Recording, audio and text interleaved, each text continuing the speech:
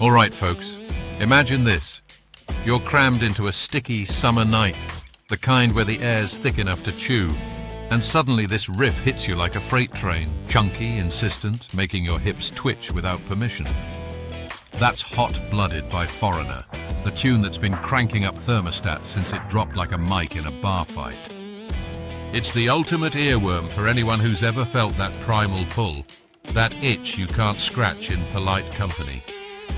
But hold on, because behind this sweat-soaked banger lies a tale of British stubbornness clashing with American swagger, a fever dream that nearly fizzled out, and enough backstage drama to make a soap opera blush.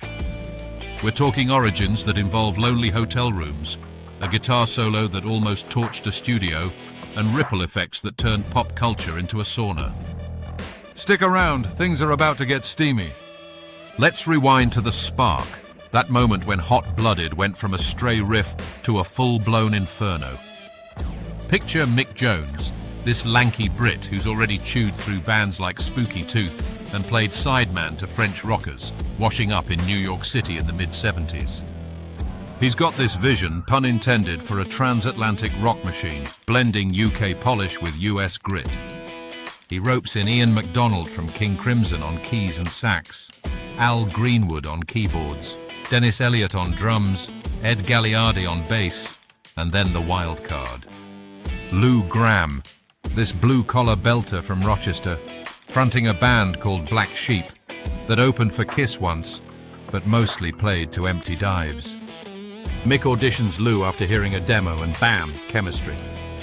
But Hot-Blooded specifically? It starts in Mick's cramped apartment, him noodling on his guitar, churning out riffs like a factory line.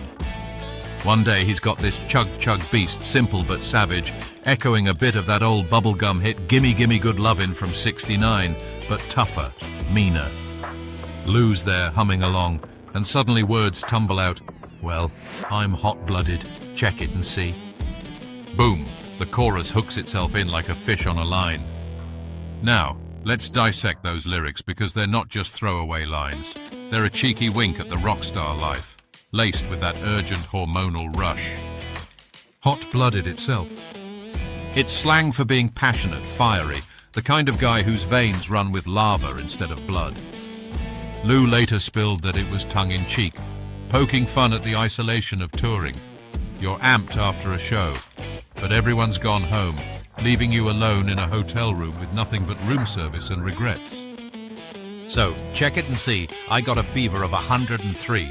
That's no medical emergency, folks. It's an over-the-top brag about desire hitting critical mass. A real 103 fever. You'd be delirious in a hospital bed, mumbling about ice packs, not plotting midnight trysts. But here it's code for I'm burning up for you. Then comes the verse bait. Come on, baby. Do you do more than dance? Oof! That's the provocateur jab, questioning if she's all tease or ready to tango. And the bridge? Are you old enough? Will you be ready when I call your bluff? It's not creepy, relax. It's challenging the bluff, seeing if the flirtation holds up under pressure. Is my timing right? Did you save your love for me tonight? Pure rock bravado with a dash of vulnerability.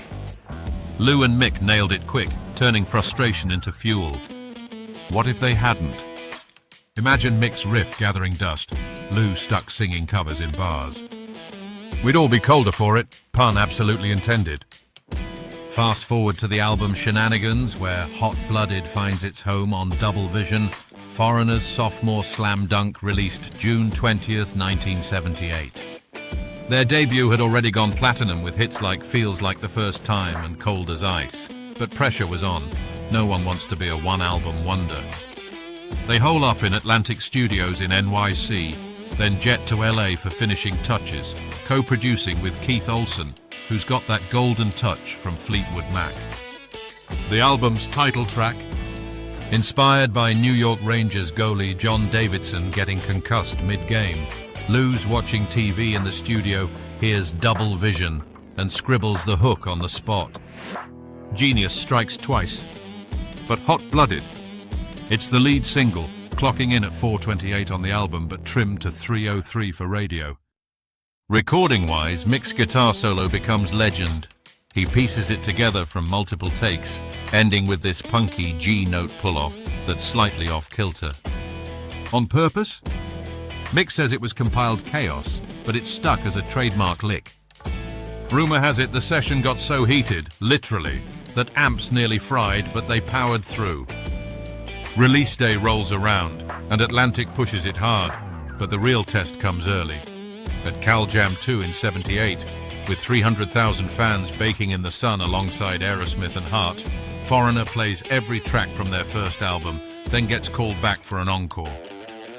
They got nothing left, until Mick suggests debuting Hot-Blooded, fresh from the studio, unheard by anyone. They rip into it and the crowd erupts like Vesuvius. Lou recalls they went crazy, confirming it as the first single. Shenanigans ensue. Radio picks it up, but some stations balk at the lyrics. Too saucy? Please. It climbs anyway, hitting number 3 on Billboard by September, certified platinum for 1 million sales. What if it flopped?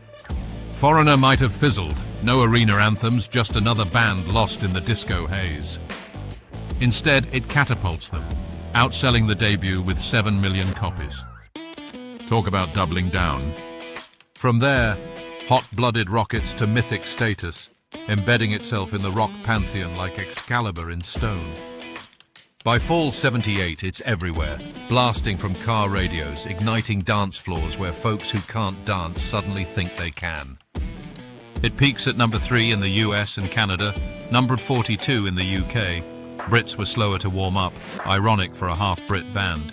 Even cracks Australia at number 24. Critics eat it up. Billboard calls it a high-energy rocker, boiling with fervent energy. Cashbox praises the crisp vocals and hard-edged guitar power. Even skeptics like Robert Hilburn admit it channels Bad Company's snarl and the Stones' sensuality. But mythic? It's the ripple effects. This tune becomes shorthand for unchecked libido in pop culture. Fast forward to the charts. It's Foreigner's 4th top 40 hit, paving the way for monsters like Urgent and I Want to Know What Love Is. Sales-wise, Double Vision goes septuple platinum, turning Foreigner into arena gods. Obscure trivia. The riff gets sampled in Tone Loc's Funky Cold Medina in '88, flipping rock into hip-hop gold. And that "Are you old enough" line sparks endless debates. Is it edgy or just era-specific swagger? Lou insists it's innocent bluff-calling. Rise-wise, it cements Foreigner's formula. Big hooks, bigger choruses, no apologies. Satirical swipe. In a world of prog epics and punk snarls, here's a band unashamedly cranking out ear candy. What if disco won? We'd all be doing the hustle instead of air guitaring. Nah, Hot-Blooded proved rock's pulse was still thumping. Now, the legacy and lasting weirdness, that's where Hot-Blooded gets immortal, morphing from hit to cultural chameleon. Decades on, it's streamed millions on Spotify, viewed endlessly on YouTube, still a staple on classic rock radio. Legacy? It defines Foreigner's sound, that blend of power, pop punch and hard rock heft, influencing everyone from hair metal bands to modern arena acts. Lou's craggy tenor? Iconic, turning Fever of 103 into a battle cry for the hormonally challenged. Weirdness abounds. It's the theme for True TV's Tacoma FD. Firefighters battling blazes while this plays. Fitting, right? Pop culture nods? Endless. In Blades of Glory, it underscores testosterone-fueled antics. Aqua Teen Hunger Force uses it for absurd hijinks.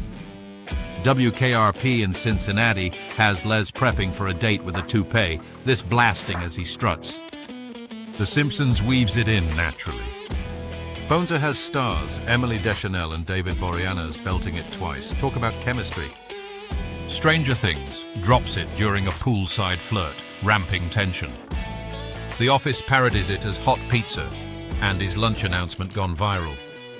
Even Weird Al Yankovic slips it into a polka medley. Covers. Sister Hazel and J.R. Moore rock a version at a festival. Obscure fact. At the 2024 Rock Hall induction, Sammy Hagar belts it with Slash on guitar and Chad Smith on drums. Lou's health limits him, but the tune lives on. Ripple effects? It sparks debates on rock's machismo, but respectfully, Foreigner's genius was packaging desire without descending into sleaze. What if it inspired a medical trend? Doctors prescribing rock for low libido? Absurd, but hey, stranger things have happened.